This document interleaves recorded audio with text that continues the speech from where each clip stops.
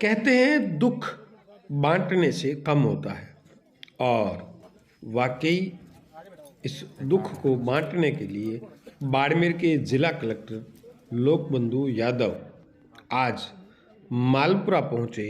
और मालपुरा में उस बेटियों के पास पहुंचे जिन 7 बेटियों के सर से माँ बाप का साया उठ गया है। जी हाँ, आप तस्वीरें देख करके यह ताजुब भी करे होंगे कि इन बेटियों के हाथ में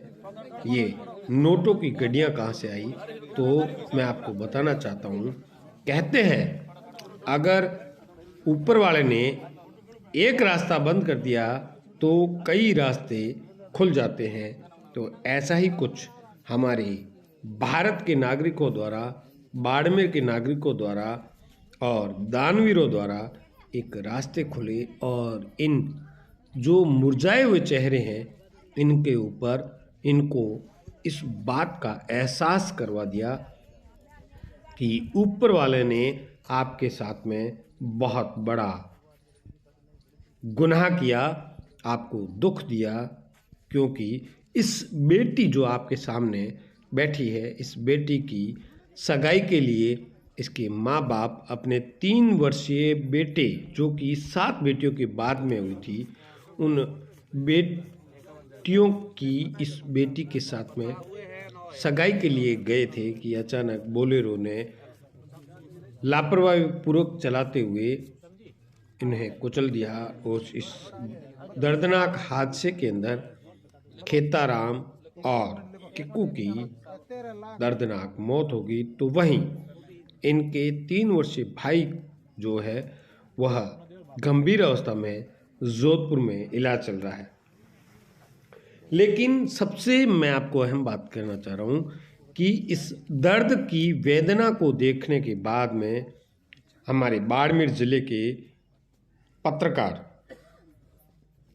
अशोक शेरा द्वारा इस दर्द को, उसके पास जानकारी आई और उसने इस दर्द को सोशल मीडिया के ऊपर जाहिर कर दिया और सोशल मीडिया पर उन दानवीरों में और लोगों ने इतना दिल खोल के इन बेटियों के लिए, इस परिवार के लिए दान किया कि आज की तारीख में जो एक आंकड़ा आ रहा है वह करीब करीब 2 करोड़ का इन खेताराम और कक्कू की 7 बेटियां और उसके 3 वर्षीय भाई जो कि घायल है उनके लिए अब तक राशि आ चुकी है। और यह राशि मुख्य तौर से अगर इसका श्रेय जाता है वह जाता है बाड़मेर के पत्रकार जो कि अशोक शेरा है उसके नाम से। उस व्यक्ति के जो दर्द था, इन बेटियों का दर्द, उसने सोशल मीडिया के साथ में उठाया और जैसे ही सोशल मीडिया पर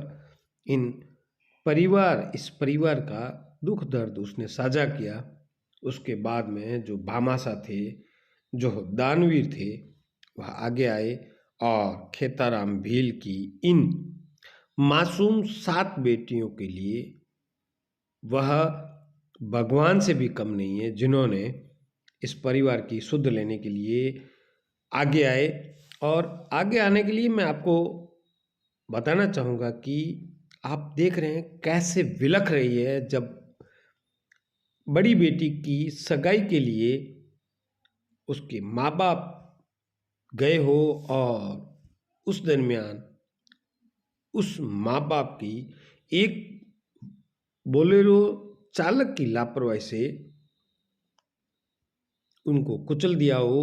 वो गाड़ी में सवार नहीं थे, वो रोड के किनारे चल रहे थे, उसके बावजूद भी कुचल दिया हो। लेकिन आप सोचो कि कितना बड़ा दुख झेला, कितना बड़ा दुखों का पहाड़ इस परिवार के ऊपर आया कि 75 वर्षीय दादी के लिए इन 7 बेटियों को पालने के लिए कोई भी कमाई का साधन नहीं, क्योंकि ये 7 नाबालिग अब तक।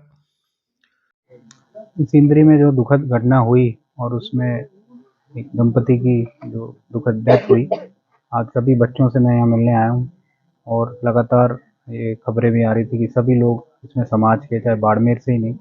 पूरे भारत से और आउट ऑफ इंडिया से भी लोग आगे आ रहे हैं।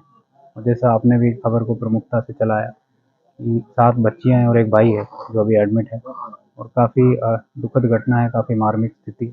लेकिन लोग सहायता के लिए आगे आ रहे हैं। सरकार की जो भी स्कीम्स हैं, चाहे मुख्यमंत्री चिरंजीवी दुर्घटना बीमा योजना हो जिसमें 10 लाख रुपए, साथ ही ये कोऑपरेटिव बैंक के लोनी भी थे तो सहकार बीमा योजना के तहत 10 लाख रुपए, साथ ही पालनहार योजना में जो भी बच्चियां पढ़ रही हैं सभी को पर मंथ 2,500 रुपये, तो लगभग 10,000 या 12,500 रुपये तक उसमें मिल पाएगा। साथ ही जब भी बच्चों की शादी होगी तो मुख्यमंत्री कन्यादान योजना के तहत भी इसमें पैसा सहायता, आर्थिक सहायता दी जाएगी। अभी जो पैसा भामाशाहों ने दिया है, समाज के विभिन्न लोगों ने दिया है, उसको किस तरह से सिक्योर किया जा सके उसको लेकर यहीं चौपाल पर बैठकर सभी समाज के लोगों से चर्चा की है। और इसमें कोऑपरेटिव बैंक में इनकी अलग अलग एफडियाँ खुलवाने का भी सामूहिक ये डिसीजन हुआ है।